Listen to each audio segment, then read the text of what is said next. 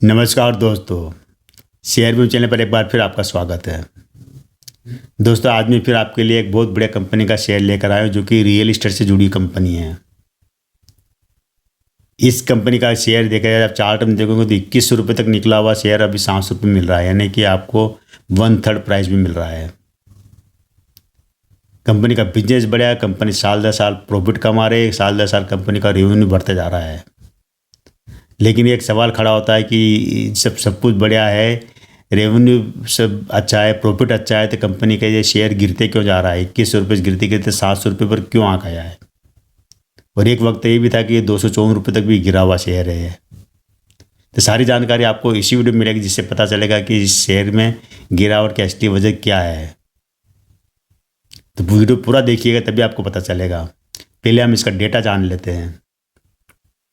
तो ये 1995 में कंपनी स्थापित हुई थी। रविशंकर और सुकुमार श्रीनिवास, इन्होंने इस कंपनी की स्थापना की थी 1995 में। ये काम करती है, मार्केट प्लेस का काम है इनका और बिल्डिंग मटेरियल का काम है। करीब करीब इसका 1700 करोड़ का मार्केट कैप है, 1700 करोड़ के ऊपर थोड़ा समथिंग मार्केट कैप है। शेयर की प्राइस 700 रुपये है। अगर इसका अगर और एक साल का हाई और लो देखेंगे तो 920 रुपये का हाई रहा है और लो रहा है 640 रुपये का। लाइफ टाइम का हाई और लो देखेंगे तो वो 2100 रुपये का हाई रहा है और 254 रुपये का लो रहा है। शेयर की फेस वैल्यू अभी 10 रुपये बनी हुई है। इसकी जो बुक वैल्यू है वो करीब 256 रुपये के आसपास है, 254 या 56 रुपये के आसपास इसकी बुक वैल्यू है। तो बुक वैल्यू के हिसाब से भी आपको शेयर है करीब करीब कह सकते हैं 3 गुना महंगा मिल रहा है, 2.5-3 गुना महंगा मिल रहा है, जरूर ध्यान रखना। जहाँ 2021 में 13 करोड़ का इसका जो प्रॉफिट था, प्रॉफिट की बात 13 करोड़ का प्रॉफिट था, वो बढ़ते बढ़ते 81 करोड़ तक पहुँच गया है। रेवेन्यू की बात करेंगे तो रेवेन्यू अभी इनका 4800 करोड़ का रेवेन्यू आया है। रेवेन्यू लगातार बढ़ते जा रहा है, कंपनी का प्रॉफिट भी बढ़ता जा रहा है। कर्जा कंपनी लगातार कम करती जा रही है। कर्जा ये है कि अभी इनको 1 रुपये के मुकाबले केवल 10 पैसे कर्जा देना है, यानी कि कर्जा कभी भी चुका सकते हैं। आप कंपनी को कर्ज मुक्त भी कह सकते हैं, कर्जा नहीं है ये कह सकते हैं। देनदारियाँ जरूर कंपनी के ऊपर है, देनदारियाँ अलग चीज़ होती है।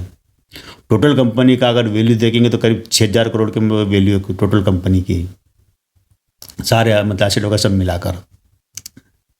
इसका अगर हम ईपीएस देखेंगे तो वो 34 रुपये का है और आरओई वो 10 रुपये का है। आरओई जरूर कम है, ईपीएस बहुत बढ़िया है। कह सकते हैं कि कंपनी की जो इनकम बहुत अच्छी है कंपनी ने, लेकिन इसके बावजूद कंपनी में अपने निवेशकों को ज़्यादा कुछ अभी तक दिया हुआ नहीं है। प्रमोटर के पास जो होल्डिंग है करीब 49.5% होल्डिंग है प्रमोटर के पास। प्रमोटर ने कुछ समय से अपनी होल्डिंग बेची इसके अंदर, जो कि 3% होल्डिंग बेच चुके अभी है, 1.5 साल के अंदर अंदर बढ़ाई है। एफआईज ने होल्डिंग बढ़ाई है, लेकिन जो डीआईज म्यूचुअल फंड वगैरह इन्होंने थोड़ी होल्डिंग काटी है इसके अंदर, होल्डिंग कम की इसके अंदर, ये जरूर ध्यान रखना है इसमें। ओवरऑल देखा जाए कंपनी का हम अगर सब कुछ खगालते हैं तो कंपनी का सब कुछ बढ़िया है, इसमें नेगेटिव पॉइंट कुछ भी नहीं है। केवल एक नेगेटिव है कि कंपनी कमाती अच्छा है, रेवेन्यू अच्छा आता है, सब कुछ अच्छा है, लेकिन कंपनी निवेशकों को ज़्यादा नहीं देती, केवल 2-2.5 रुपये का डिविडेंड देती ही है। बोनस अभी तक कंपनी ने दिया हुआ नहीं है। 2017 में लिस्ट हुई तब से अब तक कंपनी को एक भी बोनस शेयर नहीं दिया है। शेयर स्प्लिट भी नहीं हुआ है। शेयर की फेस वैल्यू अभी तक 10 रुपये बनी हुई है, यानी कि जो शेयर अगर बढ़ना चाहिए वो शेयर लोगों के नहीं बढ़ रहे हैं। इसमें कंपनी ने क्या किया था कि अभी जो इसकी जो शेयर की प्राइस पे आ जाती है, प्राइस जितनी जो 2100 रुपये से गिरती गिरती 700 रुपये पर क्यों आ गया है, ये जानना जरूरी है। तो क्या हुआ था कि इनका जो कई तरह का बिजनेस होता है, एक तो बिजनेस होता है बिल्डिंग प्रोडक्शन का जो मटेरियल वगैरह इसका बिजनेस होता है, एक मार्केट प्लेस का बिजनेस होता है जिसमें मार्केटिंग वगैरह का काम होता है, ट्रेडिंग वगैरह का। तो वो बिजनेस के उन्होंने दोनों बिजनेस को अलग अलग कर दिया। ये 2024 की बात है, दिसंबर 2023 से 24 के बीच में डीमर्जर हुआ था। डीमर्जर में क्या हुआ था कि पूरा एक ही कंपनी थी, उसको 2 कंपनी बदल दिया। एक तो बिल्डिंग मटेरियल वाला कर रहे बिल्डिंग प्रोडक्शन, और दूसरा जो बिजनेस था मार्केट प्लेस का बिजनेस था ट्रेडिंग का, उसको अलग अलग कर दिया है। तो यहाँ पर जिसके भी पास जो शेयर रखे थे बिल्डिंग वाले, बिल्डिंग प्रोडक्शन वाले, उसको एक शेयर के बदले एक शेयर किसका मिल गया, मार्केट प्लेस वाला ट्रेडिंग वाला, जो उसका एक शेयर इनको मिल गया उसमें। तो इस तरह से ये क्या डीमर्जर हो गया था। ये डीमर्जर होने की वजह से का शेयर जो 2100 रुपये वगैरह था ना, वहाँ से गिरती गिरती नीचे आ गया शेयर ये। और इसी से यहाँ पर अभी जो प्राइस चले 700 रुपये, ये जो 900 रुपये था उससे गिरती गिरती यहाँ तक आया है। और इसका जो अगर ऑल टाइम लो 254 रुपये का जो लो बनता वो भी इस वजह से बना था कि 2020 में जो देखा जाए तो शेयर की जो गिरा था मार्केट उसमें क्रैश हुआ था, तभी शेयर गिरा था बुरी तरह से। ये कंपनी 1995 से काम कर रही है और अब 2017 में इसका शेयर मार्केट में लिस्ट हुई थी है।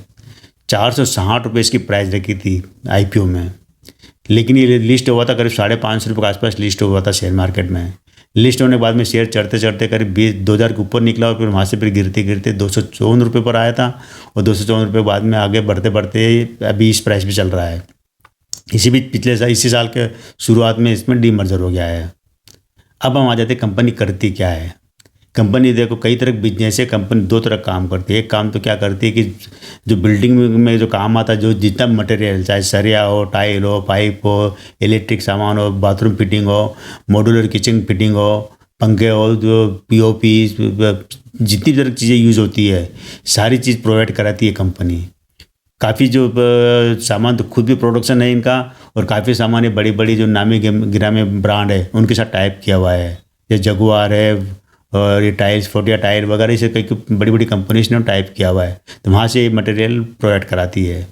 इससे क्या फ़ायदा होता है कि जो भी बड़े बड़े बिल्डर है जो अपार्टमेंट बनाते हैं, टाउनशिप बनाते हैं या मकान बनाते हैं, बंगले बनाते हैं, कोठियाँ बनाते हैं, तो उनको क्या कि एक ही छत के नीचे बिल्डिंग का सारा सामान मिल जाता है और ये पूरा प्रोवाइड कर दे। एक एक चीज़ कील मतलब कह सकते हैं कि जो कील से लेकर एक बड़े बड़े जितना जरूरत पड़ती है मशीनरी वो सारे सामान उपलब्ध कराती है, वो काम करते हैं।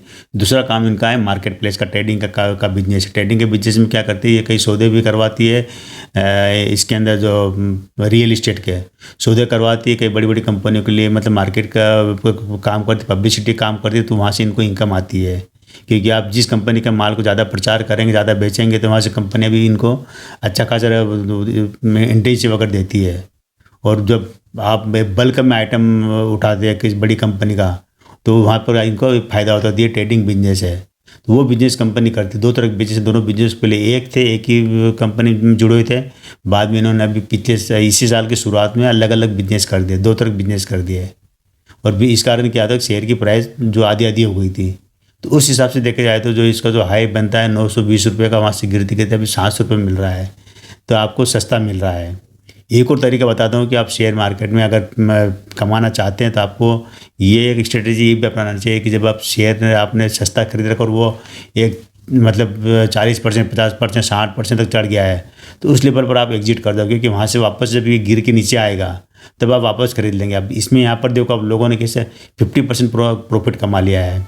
जिस व्यक्ति ने अगर 100 शेयर बेचे होंगे 900 रुपये पर, 920 रुपये जो उसका हाई रहा था इसी साल के एक साल के अंदर ही 52 सप्ताह में, तो 920 में बेच के उन्होंने जो इसका लो वापस आया था 640 रुपये का, 640 पे वापस खरीद लिए होंगे 100 शेयर। यानी कि उसके बाद 100 के 100 शेयर है, लेकिन उसने क्या करा कि 50% प्रॉफिट कमा लिया। इस तरह से स्ट्रेटेजी अगर आप अपनाते हैं तो आप भी थोड़ा थोड़ा अमाउंट निकाल के अच्छा खासा पैसा कमा सकते हैं। आपके पास शेयर उतने रहेंगे, प्रॉफिट आप बुक करते जाओ, चाहे वो 1000 रुपये का प्रॉफिट हो, चाहे 2000 का हो, चाहे 10,000 का प्रॉफिट हो। यही आपकी कमाई का जरिया। तो शेयर मार्केट में लोग इसी तरह से पैसा कमाते हैं। तो ये आप अपना के देखना, इसके अंदर भी अगर कभी भी आपने अगर 640 पे खरीद रखा और ये 800-900 निकलता है तो वापस बेच के आप नीचे आ सकते हैं, वापस नीचे लेवल पे कर सकते हैं। तो ये दोस्तों कंपनी बढ़िया है, कंपनी के साथ कोई दिक्कत नहीं। कर्जा कंपनी पर नाम मात्र कर्जा है जो कि न के बराबर है, कर्ज मुक्त कंपनी है।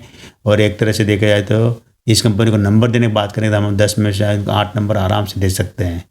ये कर्नाटक से बिजनेस है, इनका देश के करीब करीब 10 स्टेट में बिजनेस फैला हुआ है और हर जगह ये काम करते हैं, चाहे छोटे सिंगल मकान के लिए, चाहे बड़े अपार्टमेंट, सबके लिए सर्विस देते हैं।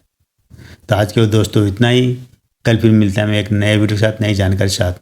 मेरे व्यूवर ने जानकारी मांगी थी, उम्मीद है कि उन्होंने शेयर ले रखे, तो उनको इस वीडियो को देखने के बाद में ये पता लग गया होगा कि शेयर में बने रहना चाहिए या नहीं। उनका जो सवाल था कि शेयर इतना क्यों गिरा हुआ है, तो उसका भी आप आंसर मिल गया होगा, उम्मीद है कि। तो ठीक है दोस्तों, कल फिर मिलते हैं मैं एक नए वीडियो के साथ में। तब तक के लिए चैनल पर बने रहिए, शेयर कीजिए, सब्सक्राइब कीजिए और अपने दोस्तों को बताइए।